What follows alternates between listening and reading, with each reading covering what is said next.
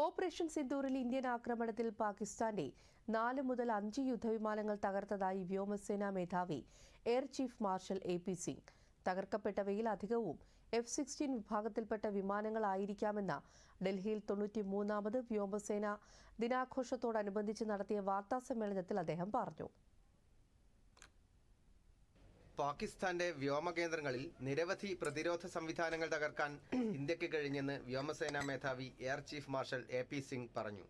കൃത്യത കൊണ്ടും പ്രഹരശേഷി കൊണ്ടും ചരിത്രത്തിന്റെ ഭാഗമാകുന്ന ആക്രമണമായിരുന്നു ഓപ്പറേഷൻ സിന്ദൂർ. പാകിസ്ഥാനിൽ 300 കിലോമീറ്റർ ഉള്ളിൽ വരെ ഇന്ത്യ ആക്രമണം നടത്തി. 4 റഡാറുകൾ, 2 സ്ഥലങ്ങളിലെ വ്യോമ പ്രതിരോധ സംവിധാനങ്ങൾ, വിവിധ വ്യോമത്താവളങ്ങളിലെ 3 എയർ ഹാങ്ങറുകൾ എന്നിവ നശിപ്പിക്കാനായി. F-16 വിമാനങ്ങൾ കൂടാതെ JF-17 ശ്രേണിയിൽപ്പെട്ട വിമാനവും നശിപ്പിച്ചു. സാധാരണക്കാരെ കൊലപ്പെടുത്തിയതിന്റെ വില തീവ്രവാദികൾക്ക് നൽകേണ്ടി വന്നു.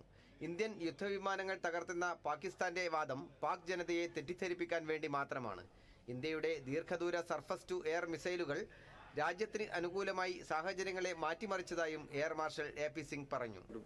All the 3 services, the Army, Navy, Air Force assets being merged together, the air defense assets, the counter UAV assets, and everything working under one combined control of IACCS. It worked out to be a game changer, and under that they were almost not allowed to any freedom to do anything.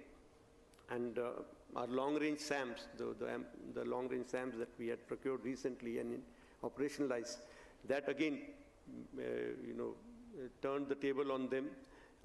We could look deep inside their territory. We could make sure that they were not able to operate even within their territory, up to a certain distance. And it will go down in the history that longest kill that we achieved of more than 300 kilometers by that. UAV പ്രതിരോധ സംവിധാനങ്ങളും വ്യോമസേനയുടെ command and control സെന്ററിന്റെ സംയുക്ത നിയന്ത്രണത്തിൽ പ്രവർത്തിച്ചതോടെ പാകിസ്ഥാന് നിൽക്കക്കളിയില്ലാതായി. ലക്ഷ്യം ഭേദിച്ച ഉപഗ്രഹ ചിത്രങ്ങൾ ഇതിന് തെളിവായതായും അദ്ദേഹം പറഞ്ഞു. ഇന്ത്യയുടെ ഇത്തരം മുന്നേറ്റമാണ് വെടിനിർത്തലിന് പാകിസ്ഥാൻ ആവശ്യപ്പെടുന്ന ഘട്ടത്തിലേക്ക് എത്തിക്കാൻ കഴിഞ്ഞത്. ലക്ഷ്യങ്ങൾ നിറവേറ്റിയതിന് പിന്നാലെയാണ് ആക്രമണങ്ങൾ അവസാനിപ്പിക്കാൻ തീരുമാനമെടുത്തതെന്നും എയർ ചീഫ് മാർഷൽ വ്യക്തമാക്കി. News desk, Doordarshan.